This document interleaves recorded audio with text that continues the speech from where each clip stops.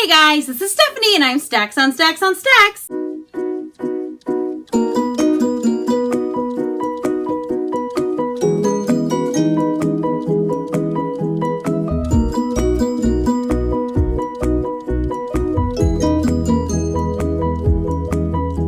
Today I'm coming to you guys with my May wrap up, and I read 14 books in May. I kind of can't believe it myself because all I think is how busy I was in May and how I didn't have time to read, but I must have had time to read because I read 14 books. Now a few of these are graphic novels. I think I have two graphic novels, and then a couple of them are just like shorter books, whatever. And yeah, and then quite a few of them I listened to as well. So 14 books, yay! I'm impressed with myself. I never read 14 books in a month, so hooray. So before we get started, I would like to address the Get a Hold of Yourself challenge with my little pieces of paper. Last month, I had to read the shortest book on my TBR, which I will get to. It was the third book I read this month, and I'm going to pick my June one so that I know what it is I need to accomplish in June. I've already had to read the largest book off my TBR, so I'm not afraid of this anymore. Okay, read a book with yellow on it. Ooh, let's choose that now. That sounds like fun. Yellow. Ooh, yellow. I have so many books. Oh, I know which one. This is the one. Insignificant Events in the Life of a Cactus by Dusty Bowling. It's so pretty. And then when you look at it naked, it's a cacti. That's so cute. And has yellow all over it. Okay, I'll read this one next month. Thanks, Mug, for making this happen. So moving right along, the first book that I completed this month is A Picture of Dorian Gray by Oscar Wilde. Now this is one that I got in my coffee and classics box, or classics and coffee, I don't remember.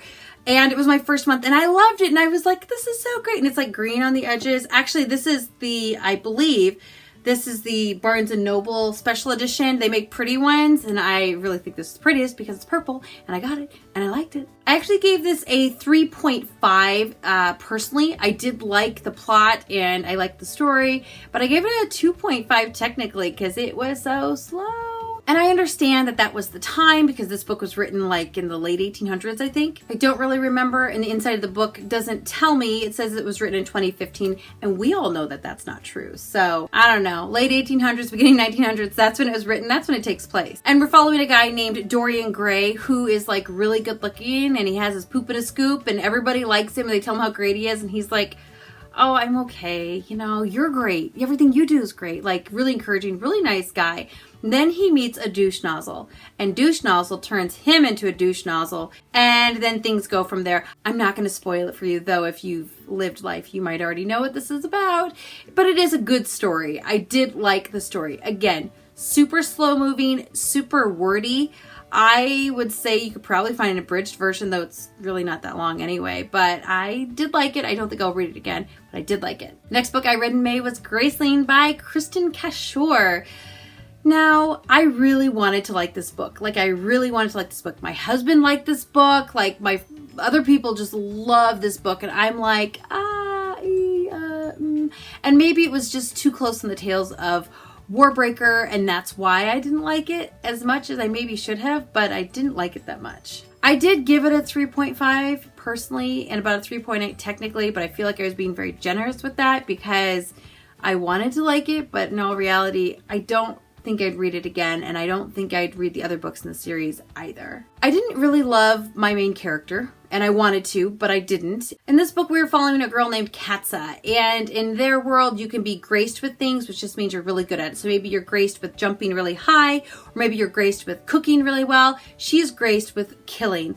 And when you have a kid that is graced with something, you take it to the king, the local king, and you give it to him, and then he raises your Graceling. Sometimes they just kill the Gracelings.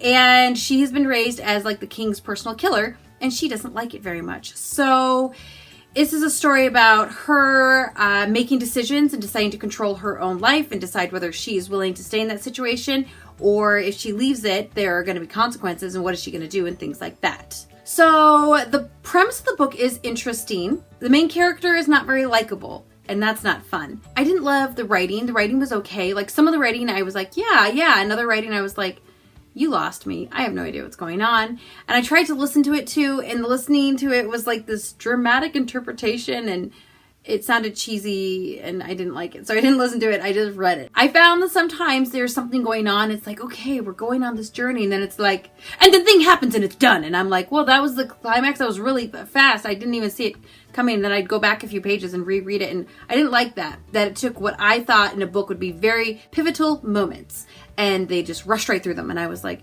you take forever getting there. And then you get there and you just throw the baby out with the bathwater. And why would you do that? And then they would talk about in great detail about things that ended up not mattering, like the forest and the way the trees weave together was like families like this. And I'm like, okay, so we're going to go in the forest. And then they went by the forest. And I'm like, why are you wasting my time? I didn't love that. The plot had a lot of like rabbit trails. So that's why I think it's hard for me to decide what this is about exactly, because you'd think at the beginning of the book, this is what this is going to be about. And then we go all the way over here and then we kind of scoot back a little, but then we keep going this way. And then we jut left. And it's just, it was kind of all over the place. And I didn't like that either. It did have an insta-love thing in it that actually worked. Like, I felt like it's a little insta-lovey, but I'm like, this actually works. So I didn't hate it. That part of it, which is surprising because I usually can't stand insta-love. But yeah, I was disappointed and I wanted to like it more. So there's that. I will say to you guys, there were a lot of books. I read, 14 books this month, and I only gave one of them 5 stars. And I would have to say I was kind of disappointed. The fact that I read 14 books this month and they were all just, it's okay, it's all right, I don't know. And I was like, boy, was I in a bad mood or something? Why did I rate all these so low? So it's a grumpy month. Sorry. Not that sorry, but I guess I'm sorry. The next book I read this month was Night by Eli Wessel. This was the shortest book on my TBR shelf, about 110 pages or so it's not very long. This is about a man who survived Auschwitz. He also won a Nobel Peace Prize, and he's written other books too, which I now would like to read now that I've read this one. This was a really hard book to read. It's about a very, very serious subject. It's not a book I'd necessarily say, yeah, I'm going to read this one again. This book was great. It's hard to say it's not great because it's so horrible. And I gave it, 5 personally and a 5 technically. I feel like it would be hard to give it anything but a 5 because it was just such a heart-wrenching story about a guy who makes it through Auschwitz and basically loses his entire family. I guess I spoiled the end. Also, the Nazis lost the war. Maybe I spoiled the end of that one for you too. But it is a heart-wrenching book, but it is a well-written, beautifully written book for such a terrible, terrible topic. So I would say read this. It covers things in a perspective that I wouldn't expect, and it drew out emotions in me that I didn't exactly think I would have felt in those situations. So I think it's a book that's well worth reading, and it is a book that is well written, and I will definitely be reading more by this author in the future. The next book I read was Bone Volume 2 by Jeff Smith. I don't have a whole lot to say about this. Again, I like the drawings. I think they're fun. I thought the plot was fun, though. The first book set up a plot, and this one just kind of coasted through with not really a plot, but I don't know. It's a graphic novel that came from a comic strip, so I think I'm willing to give it more of a chance. I did give it a 4.0 personally, 4.0 technically. It made me laugh, so yeah. The next book I read was The Masterpiece by Francine Rivers. Now, Francine Rivers is a writer that I think I've read almost everything she's written. I think she has a few novellas I haven't read yet, but everything else I've read. And I would have to say the books that I have read by Francine Rivers are pretty solid 4 stars and higher. This one I gave 2.5 stars personally and 3.0 stars technically. The writing was still pretty good, but it wasn't a great book. And I was expecting a great book because I like Francine Rivers. I like the stuff she's written. I was looking forward to something new. The last one she wrote I liked. And this one I was just like, my characters were empty and wooden. And there was not a lot of depth there. And I had a hard time getting to know them. Like, I had to work to get to know the characters in a book. I didn't like that. The whole thing fell flat for me. The whole thing was super predictable. And I didn't like that either. The book never flowed at all. There was never a flow to the book. I was constantly just pushing to get through this book because there will be a payoff, and I didn't find a payoff, and I was just like, okay, there just was nothing. There was nothing. Pretty much all the characters were one-dimensional. I think there was one character who was supporting who I was like, yeah, he's not. He's got some good development. But all the other characters, one-dimensional. I found the dialogue between our 2 main characters repetitive, and it kind of annoyed me, quite honestly. I was done with it a third of the way through. But I didn't DNF it because I thought, no, it's just rough writing at the beginning. It'll pan out. And it did not pan out. And also, neither of my 2 characters or not all that likable or unlikable. Like, they both had a few qualities that you're like, yeah, and a few you're like, no, but I never had a dramatic feeling one way or the other about almost any of the characters in the book. And if you're not going to pull that feeling from me, then I'm probably not going to enjoy the characters, and I'm probably not going to like your book.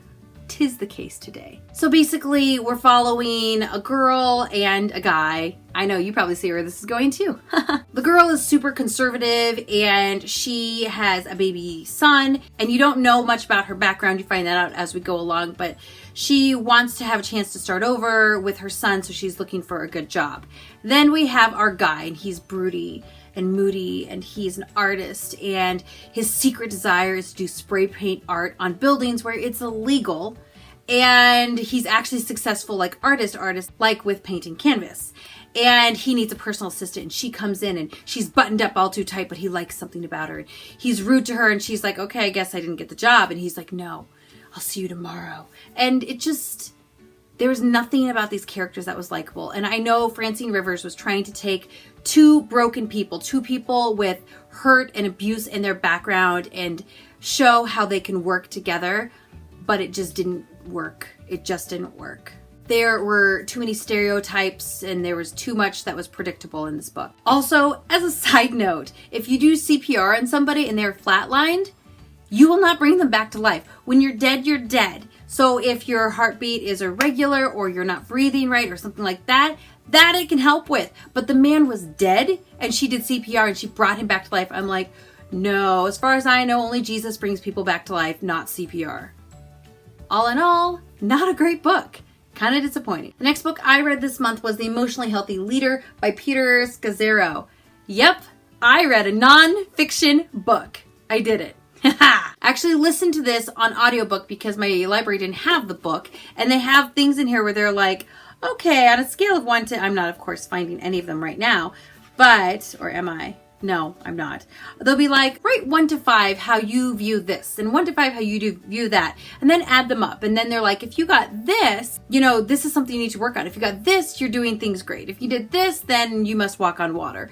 But I kind of felt I needed the book itself. So I bought the book, and I got it off of Abe Books, which was great. It's really glaring. That's why I keep putting it down. But I liked it. I actually got it because I run a kids camp, as some of you might know, for abused and neglected foster kids. It's 1 week every summer, and it is the best week of my year every year. And I'm the director, and I just want to make sure that I am the best leader I could possibly be. So I read this, and it really helped me understand better communication, I would say. So it's probably something I need to work at. My camp's in like a week, so I don't think I'm going to fix everything before then, but the next year, hopefully I can fix things and just be better at it. It's hard to rate a nonfiction book. Like, I felt like, how do you rate this? I guess I gave it a 4.0.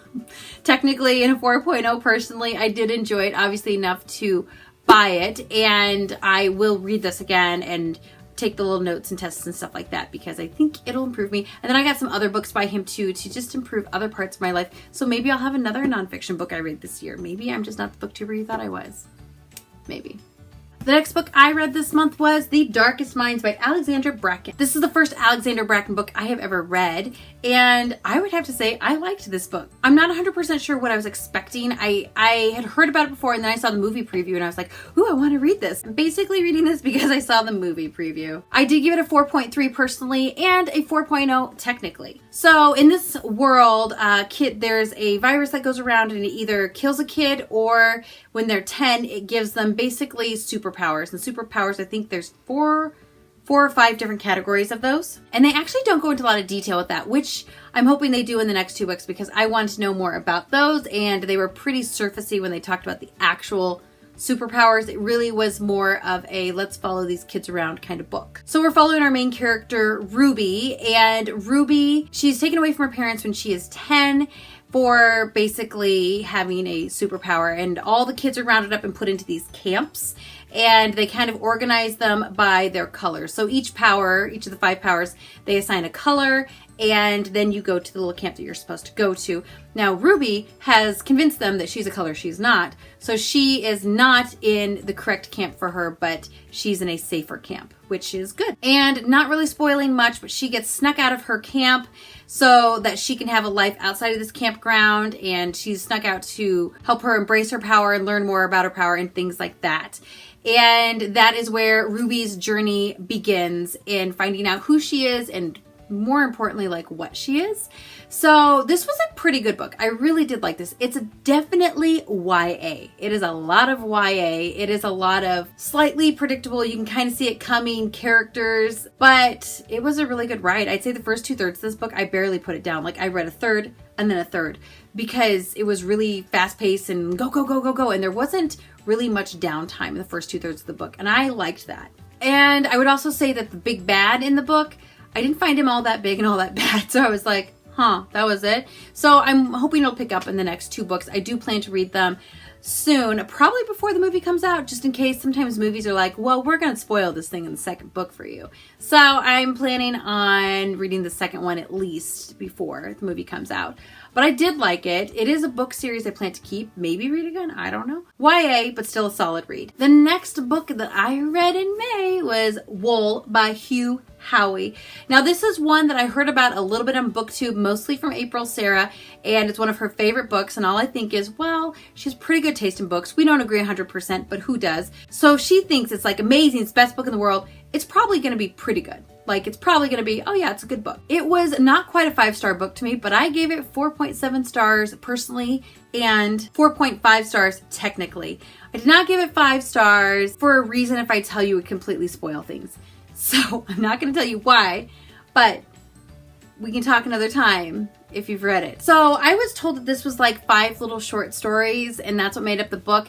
And that's not exactly accurate. It's more like 5 sections of the same story, I would say. Like, you can't go read section 4. You'll be completely lost. Basically, it took me about 60% of the way through the book before I was like, okay, now I can't put it down. But that first 60%, I was like, yeah, okay, I'll keep going. There'll be a payoff. There's something. I'm not loving this. I don't know. And then 60% of the way through, I was like, I see now and I will read this book. And then I found out at the very end that there's a sequel. Matter of fact, there's 2 sequels and I didn't know that, or I probably would have already owned them or made time to read them after I finished this one, but I don't have them and I need to read them because this book leaves you with so many questions. Basically, this is a book in a dystopian society where all society is living in a silo. The silo is like 100 stories high, but it goes into the ground. So the very top level one is like kind of equal with the earth, and you can go out and you can't go out, but you can see out there like the sand and stuff like that and the desolateness, how desolate the world is. People tend to live on a certain floor of the silo, and that's like where they live their life. So if their dad is a janitor, they're most likely going to be a janitor. They don't have to.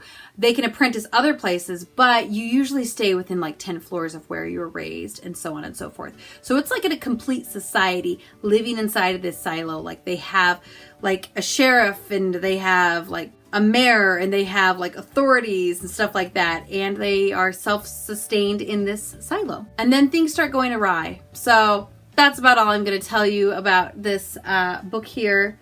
It was a good read. If you like dystopian, adult dystopian, this is definitely not a kid book. And I say that because it doesn't speed by like YAs do. It definitely is a well-paced book. You would like this one. It's pretty good. You'd probably like it. Next book I read this month was The Cruel Prince by Holly Black. This is one I was going to read in April, but I didn't quite get around to it. So I did read it this month. And it was the first Holly Black that I've ever read. And it was okay. People have been raving about this book, so I was kind of expecting this epic whatnot, and I got okay. I gave it a 3.0 personally, and a 2.5 technically. Maybe I just wasn't in the mood for YA, I don't know, but I did find most of this book predictable. There were a few small surprises, but I did see the vast majority of it coming. It was so hyped up though, I was expecting something pretty epic, and I got something that was fine. There's a lot that happened that wasn't fair or fun, and we're dealing with fairies, so I know things won't be fair, but at the same time I'm like, yeah, but that wasn't fun. So if you're gonna be crappy, at least it needs to be fun, but it wasn't fun. So I don't know. I don't know if I'd read the sequel or not. I might see what people have to say about it, but they said this book was the bee's knees, and I did not find it very bees or very knees, so I just don't know if I'd read it, the next one. Maybe, maybe not. So this follows a girl named Jude. When Jude is a kid, this man knocks on the door of her house and he walks in and he fights with her mom, and then he kills her mom and he kills her dad. And he tells her that he is a fairy and that her mom and him had a daughter together, and that is her older sister. Now, since he killed their parents, the twins, their parents, being the good person that he is, he takes all three of them back to fairyland and they grow up with him. So the man who is raising her is the monster who killed her parents. So Jude feels a lot of tug of war emotionally there, which I can get. And for some reason, we're never really explained why, Jude wants to be a knight of the court. And she's feisty and she's a fighter and she's but they never quite explain why she wants that. I mean, why can't she just leave fairyland if she doesn't want to be in fairyland?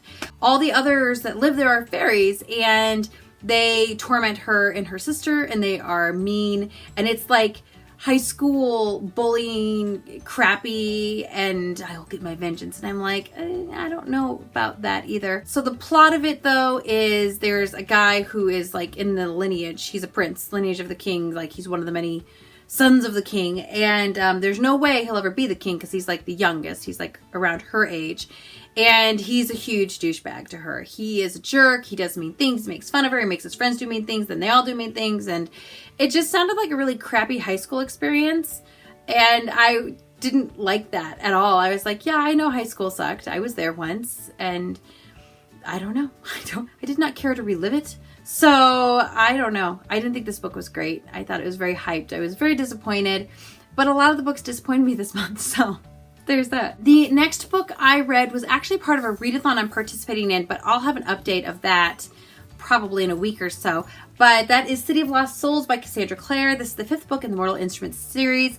I literally had like 35 pages left in this book, and I picked it up and I finished it because I was like, I need to finish that book. I didn't love this book. I gave it a 2.2 personally, a 2.0 technically. I don't love the writing either in these books. I have one more I'm willing to fight through, and then I'm going to try and get to the books that everybody says are great and hope that they are, because I don't know. I just hate Clary, and I don't like Jace either. They're both horrible people and they kind of deserve each other. I will say Cassandra Clare's writing has improved as the books have gone on, but not enough for me to want to keep reading these. But I will. It's a confusing world. I will also say that I did like the ending of this book. I liked how it ended in general, but I'll also say it took way too long to get there. Like, this book is what, like 600 pages or something ridiculous like that. This book is 534 pages, and it took forever to get where they're going anywhere. I feel like a lot of nothing happened to this entire book. I'll also say the epilogue was like 50 pages. Like, why not just add another chapter? Why make a 50-page epilogue?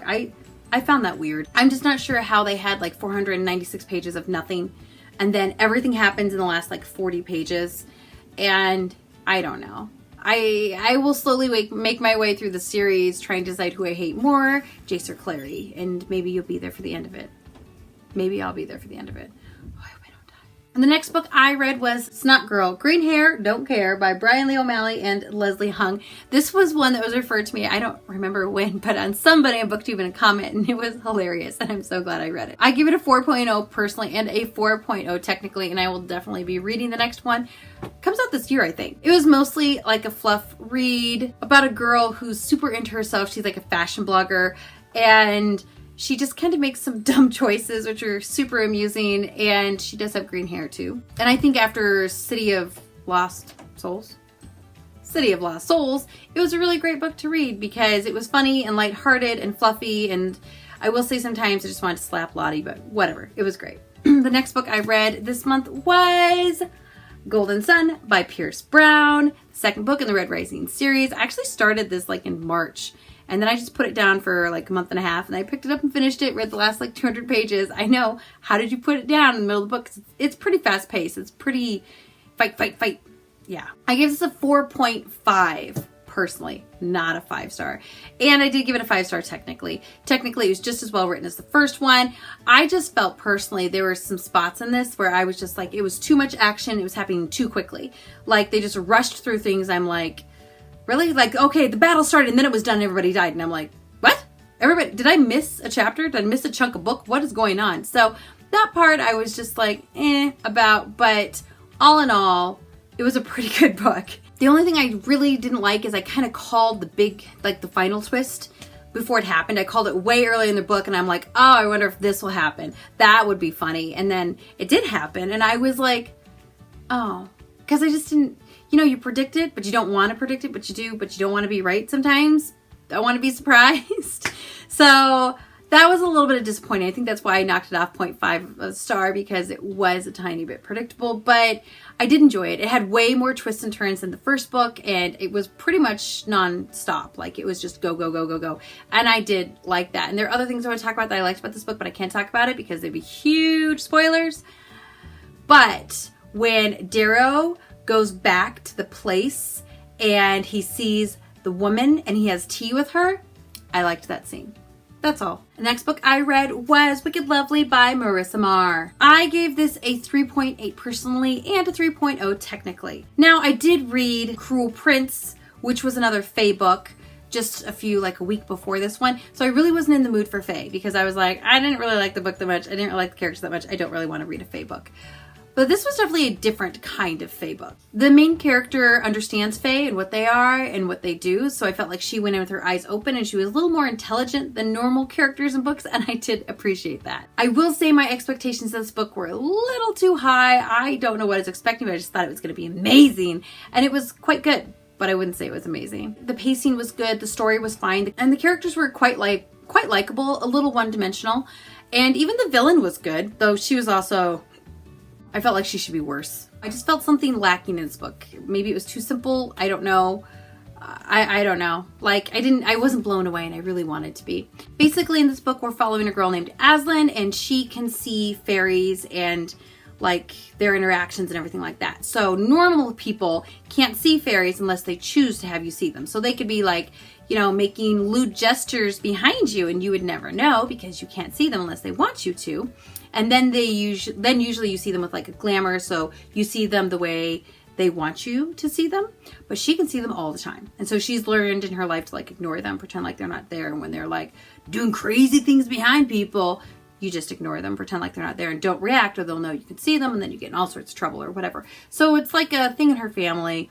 She can see them. That's the thing. Well, then one particular fairy starts following her around, and he starts interacting with her, and he clearly wants her to like him, and she doesn't understand why. And she's like, dude, no, I have a boyfriend. Get out of my grill. So on and so forth. But being a fae, he is very persistent.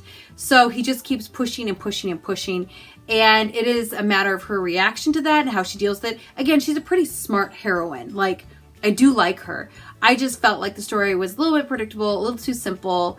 I didn't love it, but the plot was pretty good. It really was. So if you like Fae books, you probably love this one. It's definitely different than a normal Fae book, and I did like that. The last book I read this month was Burial Rites by Hannah Kent, and I actually did a buddy read with this one as well with Hardback Haven. I gave it a 3.8 personally and a 4.0 technically. Now here's the thing about this book. This book is following the execution of the last woman who's executed in Iceland, and this is like kind of the early 1800s, like the 1820s to 1830s, somewhere in there. And it is a fairly factual book, like following the facts, but it's like a historically fictionalized version of those facts that did happen. I liked the writing. It was slow. It was painfully slow at times, like the way the day would pass one day to another. And then they would talk about how this beautiful landscape and how beautiful Iceland was. And I was like, that sounds great. This is really slow. So I ended up listening to it to kind of speed it up a little bit, because if I listen to a book at like 1.5, 1.6, it's a little quicker than how I actually read. So I did listen to it. Well, the second part of it, like the probably last like 2/3 of it, because it was really quite slow. No hustle in this book at all. At no point was anybody like, well, we're going to get there fast. No, that didn't happen. And I have to say that was a little disappointing. I've heard a lot of good things about this on BookTube, and a lot of people liked it a lot. And I was like, it was good. It wasn't 5 stars. And so many of the books I read this month, I was like, it's going to be 5 stars. It's going to be 5 stars. Everybody loves this book. And I was like, huh. So maybe I'm just in a bad reading mood. I don't know. I don't know. Something in this book did fall a little bit flat for me. None of the characters were really that interesting, which is a mean thing to say about a true story. But I will say I definitely did like the story in general. I just don't quite understand where all the hype came from. So maybe you can explain it to me. So that is it. Those are all the books that I read in the month of May. It was a lot of books. I never read that much, and it's like one of my busiest months. So how did that work out? I don't know. Let me know down below if you've read any of these books and your thoughts on those. I would love to know what you think about these books. Also, let me know what the best book you read in May was, because I always like to know another good read. Don't forget to like and don't forget to subscribe, and you can find me here on Tuesdays or Fridays. Until then, have a great day, and I'll see you guys soon. Goodbye.